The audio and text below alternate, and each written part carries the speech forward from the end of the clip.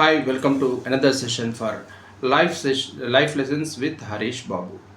ఇవాల్టి మన టాపిక్ వచ్చేసి రీచ్ ద ఆపర్చునిటీ. మీరు ఆపర్చునిటీ ఎక్కడ ఉందో అక్కడికి మీరు వెళ్ళాలి, కానీ ఆపర్చునిటీ వచ్చి మీ డోర్ కొట్టదు. ఎలాగైతే మనం మనకు ఆకలి వేస్తే మనం హాల్ నుంచి డైనింగ్ టేబుల్కి వెళ్ళి అక్కడున్న రైస్ తింటాం, కానీ డైనింగ్ టేబుల్ మీద ఉన్న రైస్ వచ్చి మనం కూర్చున్న హాల్లోకి వచ్చి మన ప్లేట్లోకి రాదు. అలాగే మనం కూడా ఆపర్చునిటీ ఎక్కడ ఉందో కొంచెం రిస్క్ చేసి అక్కడికి వెళ్తేనే నీకు ఆ ఆపర్చునిటీ, అవకాశం, దానికి ఉన్న రిజల్ట్, ఫలితాలు దక్కుతాయి. చాలామందిని చూస్తూ ఉంటాము, రియల్ ఎస్టేట్ వర్క్ చేస్తూ ఉంటారు. ఎక్కడో ప్లాట్లు ఉంటాయి, వీళ్ళు వచ్చేసి ఇక్కడ అమ్ముతూ ఉంటారు. ఇక్కడున్న అతను అక్కడ ఎట్లా కొంటాడు అనే మినిమం కామన్ సెన్స్ ఉండదు. అక్కడ కొనాలి అంటే, అక్కడున్న ప్లాట్స్ కొనాలి అంటే దానికి ఎంతో కొంత రిలేషన్ ఉన్న ఒక కస్టమర్ని తీసుకొని వాళ్ళని కొంచెం రీసెర్చ్ చేసి వాళ్ళని పట్టుకోగలిగితే నీకు అమ్మే ఛాన్స్ ఎక్కువ ఉంటుంది. అయితే మన విషయానికి వస్తే మనం కొన్ని ఎగ్జాంపుల్స్ మాట్లాడుకుందాం. ఎంతమంది లెజెండ్స్ తాము అనుకున్న ఆపర్చునిటీ కోసం అక్కడి వరకు వెళ్ళి ట్రై చేశారో చూద్దాం.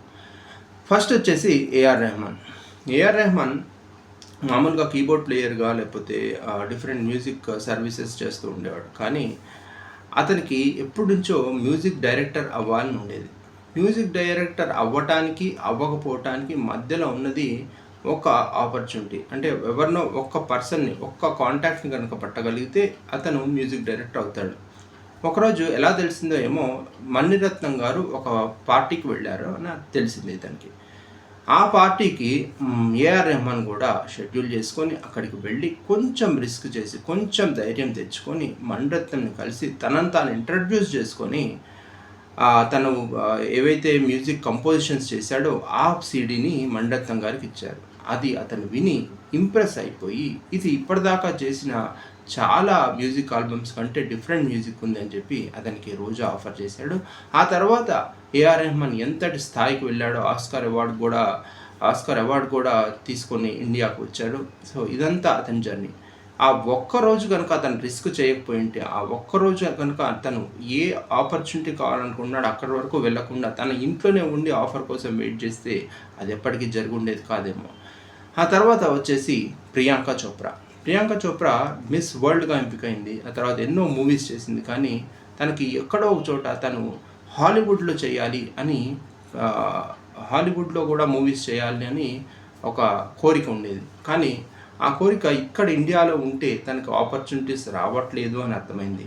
హాలీవుడ్కి వెళ్ళింది, అమెరికాలో సెటిల్ అయింది, అక్కడ ఆపర్చునిటీస్ కోసం ట్రై చేసింది, పిఆర్ తోటి పెట్టుకుంది, పిఆర్ తోటి తనని ప్రొఫైల్ని మార్కెట్ చేసింది. ఆ తర్వాత తనకి క్వాంటికో అని ఒక ఫుల్ లెంత్ లీడ్ రోల్ మూవీలో తనకు ఆపర్చునిటీ వచ్చింది.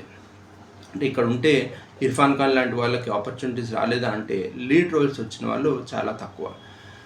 ఆ తర్వాత చూసుకుంటే జస్ప్రీత్ బుమ్రాకి ఇప్పుడైతే మనకి ఒక world class player, world class బౌలర్గా మనందరికీ గుర్తింపు పొందాడు. 500 పైచిలకు వికెట్లు తీసుకున్నాడు టోటల్ అన్ని ఫార్మాట్లో చూసుకుంటే.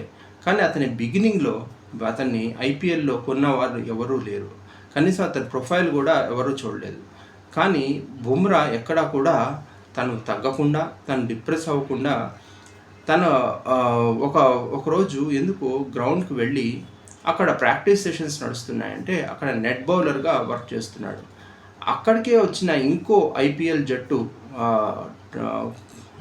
మేనేజర్ ఎవరైతే ఉన్నారో అతను బ్యాట్స్మెన్ ఎవరెవరైతే అతని టీం బ్యాట్స్మెన్ని ప్రాక్టీస్ కోసం చూస్తూ ఈ నెట్ బౌలర్ని కూడా అబ్జర్వ్ చేశాడు. ఇతని బౌలింగ్ స్టైల్ డిఫరెంట్గా ఉంది, కొంచెం ట్రై చేద్దామని ఒక నామినల్ కాస్ట్కి అతన్ని ముంబై ఇండియన్స్కి హైర్ చేశాడు. ఆ తర్వాత ఏమైందో రెస్ట్ ఈజ్ హిస్టరీ, మనందరికీ తెలుసు. నెక్స్ట్ వచ్చేసి ఆ రోజు కనుక బుమ్రా తను డిప్రెస్ అయిపోయి, నేనేం నెట్స్కి వెళ్తానులే, ఇంకా నేను ఐపీఎల్ ట్రై చేయను అని ఇంకో విధంగా ఉండుంటే ఇప్పటికీ ఇంత తొందరగా మనం ఐపీఎల్లో అతన్ని చూసిండేవారు. ఐపీఎల్లో కానీ ఇంటర్నేషనల్ క్రికెట్లో కానీ మనం అతన్ని చూసిండేవాళ్ళం కాదేమో. తర్వాత వచ్చేసి థామస్ బాటా అనే అతను బాటా షూస్ కనిపెట్టాడు. కానీ మనకి ఇండియాలో బాటా అంటే షూస్ అంటే బాటానే. అతను 1929-30 టైంలో ఇండియాలో మోస్ట్ ఇంపార్టెంట్ కోల్కత్తాలో ఉన్న పావర్టీకి ఎవరు చెప్పులు వేసుకునే వాళ్ళు కాదు అని తెలిసిందే. అక్కడి నుంచి ఉండి తను జర్మనీలో ఉండి ఇక్కడి వరకు ఇక్కడికి వచ్చి తను బిజినెస్ చేయాలంటే ఇక్కడి వరకు బిజినెస్ చేయాలంటే చాలా టైం పడుతుంది అని అర్థమైంది. అందుకనే టోటల్ తన మొత్తం మెటీరియల్ని తన ప్లాంట్ని మొత్తం తెచ్చి ఇండియాకి షిఫ్ట్ చేసేసి బాటా షూస్ పెట్టాడు. సో అప్పటి నుంచి ఇప్పటి వరకు కూడా బాటా అమ్మినన్ని చెప్పులు షూస్ ఎవరు అమ్మలేదు. ఇలా మనం చెప్పుకుంటూ పోతే ఎన్నో ఎగ్జాంపుల్స్. ఎవరైతే లెజెండ్స్ ఉంటారో వాళ్ళు ఆలోచించే విధానం ఎలా ఉంటుందంటే, నీ ఆపర్చునిటీ అవకాశం ఎక్కడ ఉంటుందో నువ్వు అక్కడికి వెళ్ళి ప్రయత్నించాలి అని వాళ్ళు మనకు చెప్తూ ఉంటారు. అది వాళ్ళు చెప్పడమే కాదు, ప్రాక్టీస్లో చేసి విజయాన్ని సాధించారు. మీరు కూడా ఏదైనా అవకాశం ఉంది, ఏదైనా నాకు కావాలి, ఒక కోరిక ఉంది అంటే ఆ కోరిక ఎక్కడికి నేను పిలుస్తుందో అక్కడికి వెళ్ళి ట్రై చేయగలిగితేనే నీకు విజయం చేకూరుతుంది. నెక్స్ట్ వీడియోలో మళ్ళీ కలుద్దాం. Thank you.